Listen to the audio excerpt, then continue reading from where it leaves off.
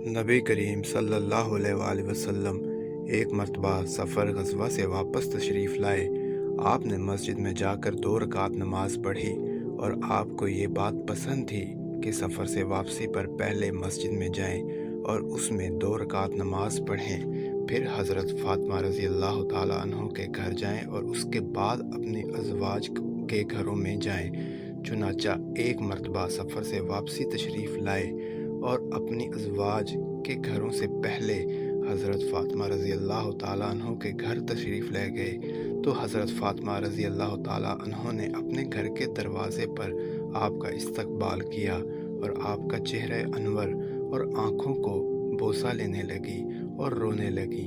तो हज़ूर सल्लल्लाहु अलैहि वसल्लम ने फरमाया, क्यों रोती हो? उन्होंने अर्ज़ किया, या रसूल अल्लाह सल्लल्लाहु अलैहि वसल्लम, आपकी ये हालत देख कर रो रही हूँ कि आपका रंग सफ़र की मुशक्क़त की वजह से बदल चुका है और आपके कपड़े पुराने हो गए हैं। ये सुनकर आप सल्लल्लाहु अलैहि वसल्लम ने फरमाया, फ़ातिमा मत रो, अल्लाह ने तुम्हारे बाप को ऐसा दीन देकर भेजा है जिसको अल्लाह रूह ज़मीन के हर पक्के घर में और हर कच्चे घर में और ख़ैमों में ज़रूर दाखिल करेगा। जो इस्लाम में दाखिल होंगे वो इज़्ज़त पाएंगे और जो दाखिल ना होंगे वो ज़लील होंगे।